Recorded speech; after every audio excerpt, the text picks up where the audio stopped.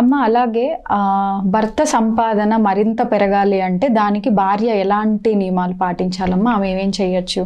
భర్త బాగుండాలి, భర్త బాగుండాలి, సంపాదన బాగుండాలి. తను బాగుండి సంపాదన బాగుంటేనే కుటుంబం మొత్తం బాగుంటుంది, తను బాగుంటుంది, పిల్లలు బాగుంటారు. చిన్న చిన్న పరిహారాలు మనం చేసుకోవచ్చు.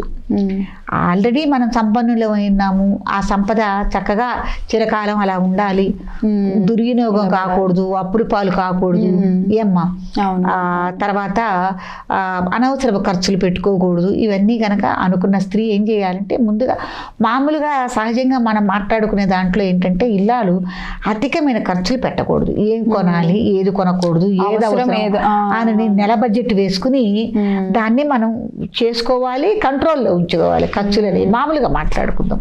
తర్వాత మన దైవపరంగా కానీ ఆధ్యాత్మికంగా కానీ ఏం చేయాలి అంటే ఏదైనా జాగ్రత్త ఉండాలంటే మనం ఇందాక చెప్పుకున్నట్టు అవన్నీ నడుచుకుంటూ ఏంటి అలగకూడదు, కోపంగా ఉండకూడదు, దుమ్ములాడకూడదు, గట్టిగా మాట్లాడకూడదు, అసహ్యకరమైన సంభాషణలు చేయకూడదు.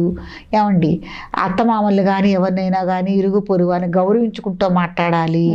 ఇవన్నీ మనం అనుకున్న అవన్నీ పాటిస్తూ ఇంట్లో కొద్ది శుచి శుభ్రత నియమాలు పాటించుకుంటూ కొన్ని చర్యలు మనం చేసుకోవచ్చు. ఎట్లా అంటే ఉదయ సంధ్య, సాయంత్ర సంధ్య అంటారు. అంటే ఉదయం సూర్యుడు ఉదయించక ముందు, సాయంత్రం సూర్యుడు అస్తమించిన తర్వాత మీ ప్రధాన గుమ్మం ఏదైతే ఉందో ఆ గుమ్మాన్ని చక్కగా ఒక పొడిగుడ్డతో ఇట్లా తుడిచి గుమ్మం పక్కగా చిటికెడు పసుపు కుంకుమ ఒక పువ్వు పెట్టి ఇల్లాలు నమస్కారం చేసుకోవాలి. ప్రతిరోజు ఉదయము సాయంత్రం ప్రతి నిత్యం ఇలా చేస్తే ఆ ఇంట్లో సిరి సంపదలు తులతూగుతూ ఉంటాయి.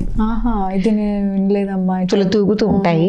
సగం ఇంకొక విషయం ఏంటంటే ఎవరు మీ ఇంటికి ముత్తైదు వచ్చినా, ఎవరు అతిథి వచ్చినా ఎప్పుడు కూడా ఉట్టి చేతితో పంపించకూడదు అంటారు. ఏదో ఒక పండు ఏదో ఒకటి, ఏది ఉంటే అదండి. ఏ పండు లేదు ఇంట్లో, ఏమన్నా ఖర్జూరకాయ కానీ ఏమన్నా ఉంది, ఏదో ఒకటి రెండు తమలపాకులు చేసి ఒక్కొక్క చేసి తాంబూలం ఇచ్చి బొట్టు పట్టు పంపించడం అనేది సాంప్రదాయం. చాలా మంది ఇప్పుడు ఇంటికి వస్తే మంచినీళ్ళు తాగుతా అని అడగటం మర్చిపోతున్నారు. ఏమండి ఆడకూతురు ముత్తైదు వస్తే బొట్టు పెట్టడం మర్చిపోతున్నారు. బొట్టు పెట్టకుండా పంపించడం అనేది చాలా తప్పు. అట్లాగే మనం ఎవరింటికి వెళ్ళినా కూడా దైవం దగ్గరికి, పసిబిడ్డల దగ్గరికి, పెద్దవాళ్ళ దగ్గరికి వెళ్ళినప్పుడు ఉట్టి చేతితో కూడా వెళ్ళకూడదండి. ఏదైనా పండు తీసుకొని తప్పకుండా వెళ్ళి వాళ్ళ చేతిలో పెట్టి మనం వెళ్ళాలి. ఎవరింటికి వెళ్ళినా కూడా అట్టా వెళ్ళాలి. మనం ఈ ఆచార వ్యవహారాలని సనాతన ధర్మంలో మనం ఉన్నాయి. కొన్ని ఏంటో మర్చిపోతున్నారు, ఇవి చెయ్యాలా అను ఏంటో జరుగుతున్నాయి. కానీ ఇవన్నీ లైఫ్ వల్ల ఎందుకో మరి టైం ఉన్నా కొంతమంది చేయట్లేదు. ఆచరించుకోవటంలో చాలా ఆనందం ఉంది. ఇప్పుడు మనం చెప్పుకుంటుంటే ఎంత ఆనందం ఉందో ఆచరించుకోవటం కూడా అంత ఆనందం ఉందమ్మా. కాబట్టి ఇవన్నీ ఆచరించుకోవాలి ఇల్లాలు.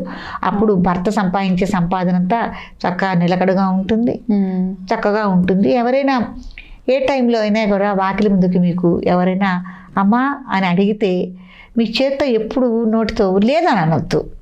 లేదని అనకుండా మీకు ఉన్నంతలోనే ఇవ్వటానికి ప్రయత్నం చేయండి.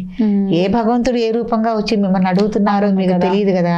కాబట్టి ఇవ్వటానికి ప్రయత్నం చేయండి. మీకు ఉన్నంతలో, శక్తి ఉన్నంతలో దాన ధర్మం చేసుకోవటానికి కూడా ప్రయత్నం చేయండి.